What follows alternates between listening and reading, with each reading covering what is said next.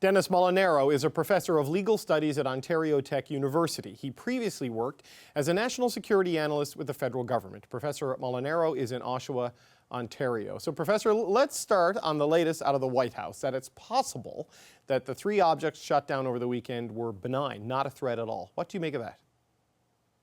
I think that's actually what all we're going to probably get, unless there's actual wreckage that is found. For the time being, that's really as much as they could probably say about these objects, because it's really the wreckage that's going to determine really where the objects were likely from and give us an indication of what they were doing here, essentially.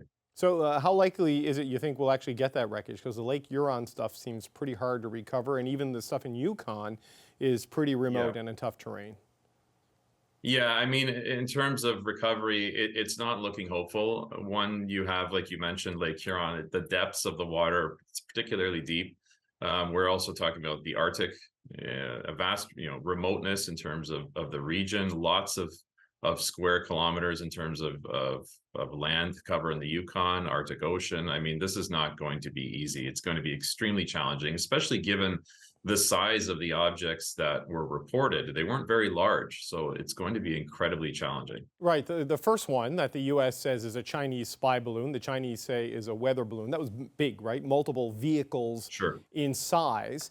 So these smaller ones, I mean, is it possible these are just devices tied to commercial or academic research? I mean, what could they possibly be if they're benign? They could be tied to any of those things that you mentioned. However, the issue is that likely we would have known by now. I'm sure if it was a civilian craft, that somebody would have come forward and claimed ownership of this and essentially stopped the kind of interest and scare that was going on essentially in the national security community about these things. Somebody would have come forward and claimed them. So that hasn't happened. And given the size of them, even though we're talking about something that's the size of a car or 2 school buses, however the measurements they were using, that's still pretty large for something to be flying at that kind of altitude. So we're still talking about the likelihood that it could have still potentially been something that was military in origin, but we're not going to be able to officially say that until we actually get the wreckage. Okay, so could something actually be a foreign state actor and benign at the same time? Well, it could be something that was more akin to something like a drone.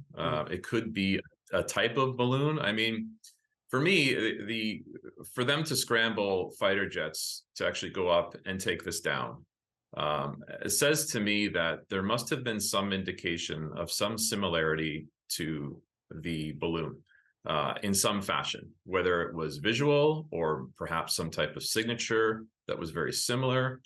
We don't know, obviously, but there was a reason for that. And so there was something that really kind of was pressing that the need to take it down, in addition to it being in civilian airspace. Yeah, certainly there was a lot of political reaction and pressure to respond, and people were kind of freaking out about it to the point that the Pentagon had to assure us it wasn't aliens. I don't know if that factored into the shoot-down decision, but the U.S. as part of the reason that NORAD is suddenly seeing a lot of these objects is because it's recalibrated the way its radar works, right? It normally looks for larger, faster-moving objects, now looking for smaller, slower-moving, and picking up a lot of these. So does this suggest to you that there was an awareness gap sort of in our continental security setup? Yeah, I think it does. I think it absolutely does. And that's really the part to take away here. I think ultimately the message to take away from this, like, we don't want to get to a situation where, we're overreacting or we're panicking to the situation. At the same time, we have to go with what we do know, and we know about the Chinese balloon. So we know enough to say that at least the United States and Canada feels comfortable enough to say that this device was used for intelligence collection. Intelligence collection of various kinds: images, signals, communications intelligence. And the fact that it entered airspace undetected, or at least have in the past, there's reports that it happened in the United States in the past and also other countries, and was lost and then picked up again, suggests that now we have a new concern, and it's the repurposing of older technologies to get around more modern ones. And that can be a problem, particularly when it comes to intelligence collection, but also if states are looking at getting more intelligence collection to think about in terms of war, for instance, testing someone's air defenses, how could they possibly get something in there without being detected? So really, I think it calls for more modernization, actually, of NORAD in terms of its capabilities. Even though it responded quite well, I think there's room for more improvement. So I just want to circle back to China, Sure. there's no dispute the first object was Chinese. The dispute is over its intention and what it was. But when given the opportunity to deny that these three mystery objects were Chinese, a spokesperson for the Chinese Foreign Ministry simply said, "I don't have anything on that." What should we read into that? We should read that China would like if it was crafts that were connected to China of Chinese origin. It's more than likely they will not admit to it unless they are compelled to, because then admitting to that will probably sink diplomatic relations even lower than they already are over one object penetrating North American airspace for intelligence collection. Multiple objects, now we're into much more serious implications. And the idea always is, when it comes to intelligence collection of another state, intentions are notoriously difficult to hammer down. But it's likely that the United States is also, and Canada is also, relying not just on the actual takedown of the craft, because that's one thing, but there's likely other avenues of intelligence collection going on, signals intelligence, human source intelligence, that are filling in the picture of what the PRC is potentially doing with this balloon. Right. I just wonder, though, you hear about spy satellites, right? I mean, what's the value of a dirigible or a balloon or something like this when you have satellite technology and the other methods that you mentioned? Sure. Well, satellites are stuck in orbit, right? They move.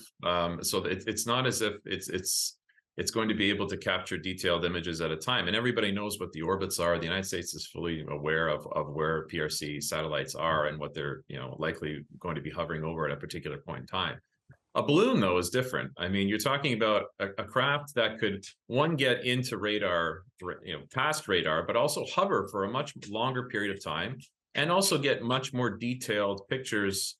And again, it's not just about pictures. We're also talking about things like communications intelligence, right? We're talking about the fact that a balloon can be outfitted, as we've already heard from the United States, with communications technology to pick up signals that are emitting from certain areas. And if they're monitoring sensitive sites like they were apparently in Montana, that can provide them with some more information, particularly if something comes to a conflict. What's the United States capability in terms of how quickly can they mobilize air defenses? What kind of vulnerabilities could they detect in terms of could they equip these balloons with a payload that could deliver a strike to take out the United States' ability to counter them in a nuclear conflict?